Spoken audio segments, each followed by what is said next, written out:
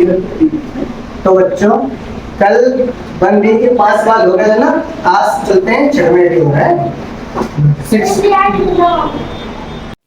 Exercise 1B का 6वें number 6 में question number 3 चीज संख्याएं पूछेंगे कि ये परमानेंट की अपरमानेंट। ठीक, हम लोग पहले संख्या लिख रहे हैं।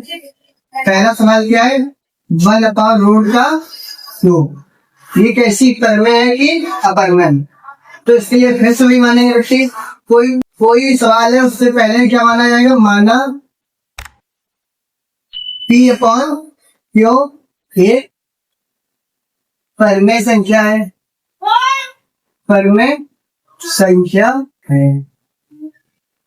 अब इसको इसके इक्वल कर दो, तो 1/रूट का 2 बराबर P/Q। इसको हम लोग पलट देंगे, इसको पलट देंगे तो क्या हो जाएगा सर, रूट का 2/1, ये P नीचे हो जाएगा, क्यों ऊपर, क्यों ऊपर बटे में होता है। इसको देखो यार, नन टू रूट का 2 बराबर Q/2। देखो जैसा हमने सवाल नंबर 2 और 4 जोड़ा था वैसा ही बन गया। जैसा हमने इस सवाल इस सेंटर का नंबर 2 और नंबर 4 जोड़ा तो वैसे ही सवाल बन गया। दोनों पक्षों का क्या करोगे, वर्ग, दोनों पक्षों का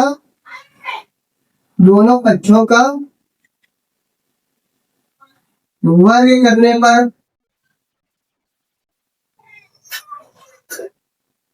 रूट 2 का वर्ग बराबर Q/P का वर्ग। स्क्वायर रूट कैंसिल, हो जाएगा, 2 बचेगा, Q का स्क्वायर P का स्क्वायर P², 2 Q², P को क्या लिखेंगे, P इंटू P² को P इंटू P कर सकते हैं। अच्छा, एक P का मल्टीप्लाई यहाँ कर देंगे, एक P का यहाँ 2P बराबर यहाँ से Q² बटे P, इतना हो। अच्छा बेटी 2P एक पूर्णांक है, 2P एक पूर्णांक है, परंतु Q² बटे P में कोई उभयनिष्ठ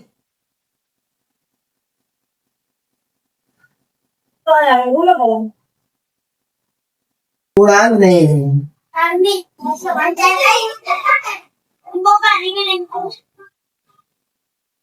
तो 2P नॉट इक्वल Q²/P। देखो ये एक पूर्णांक है तथा Q²/P में कोई उभयनिष्ठ गुणांक नहीं है, अतः ये आपस में इक्वल नहीं है। तो कह सकते हो 1/√2 एक अपरमेय संख्या है। कैसी संख्या है, अपरमेय संख्या।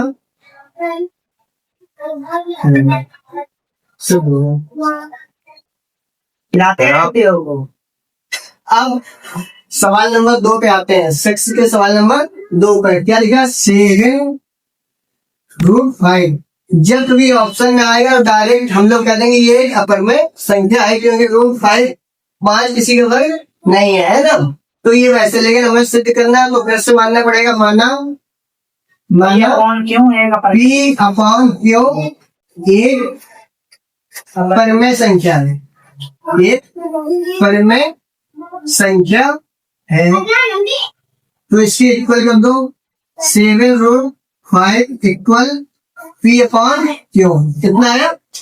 इसके बाद 7 का जो वो है वो इसके नीचे क्योंकि और आ जाएगा ना, तो इसका मल्टीप्लाई यहाँ हो जाएगा। तो 5√5 P/, ये 7 नीचे आ जाएगा 5 में, तो 7Q हो गया बस। √5 एक अपरमेय संख्या है क्योंकि किसी वर्ग तो है नहीं, तो √5 एक अपरमेय संख्या है।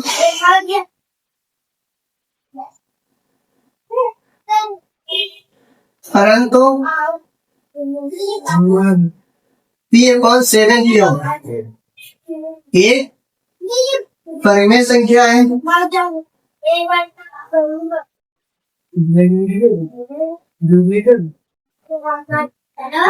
ये आपस में इक्वल नहीं है, क्योंकि एक परिमेय और दूसरी अपरिमेय ये आपस में क्या नहीं है, इक्वल नहीं है।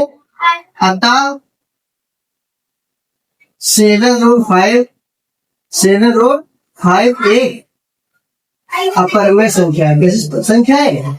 अपरिमेय संख्या है। अब 6 का तीसरा नंबर, 6 प्लस रूट 2। फिर से हमें मानना है, माना P अपॉन Q एक परिमेय संख्या है।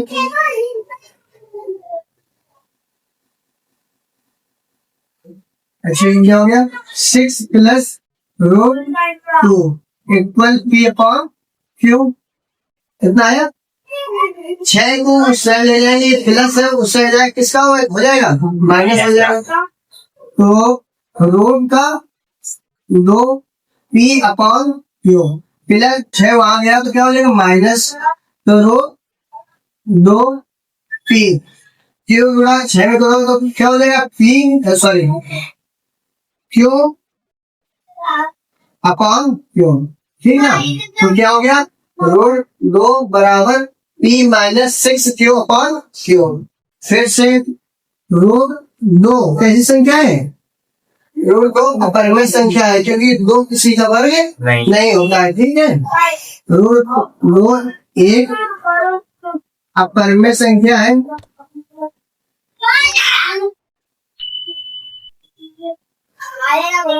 परंतु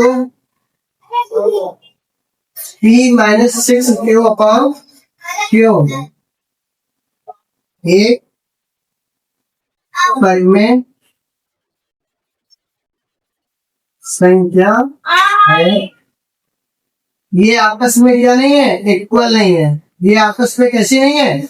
इक्वल नहीं है। तो P minus 6Q upon Q। अतः 6 प्लस एक अपरिमेय संख्या है। एक अपरिमेय संख्या होगी। ऐसा साइन बन गई कि 6 के तीनों सवाल हो गए, तीनों पाए। अब हम लोग चलते हैं सेकंड नंबर की ओर। सिद्ध कीजिए कि रूट 3 माइनस 1 एक अपरिमेय संख्या है। फिर से इसकी भी मानना हम लोगों को, माना P अपॉन Q एक परिमेय संख्या है। एक परिमेय संख्या है। ठीक, इसको क्या होगा? रूट 3 माइनस 1 बराबर P अपॉन Q। ठीक, अच्छा, माइनस 1 उस साइड ले जाओ, माइनस 1 उस साइड जाएगा, किसको हो जाएगा? प्लस का। Root 3 P upon Q plus 1। Root 3 Q गुणा याद करो तो P plus Q upon Q। Root 3 कैसे संख्या है? एक अपरिमेय संख्या है। भैया बस भैया काम सवाल में जा रहे हैं भैया का। तो P plus Q upon Q एक परिमेय संख्या है।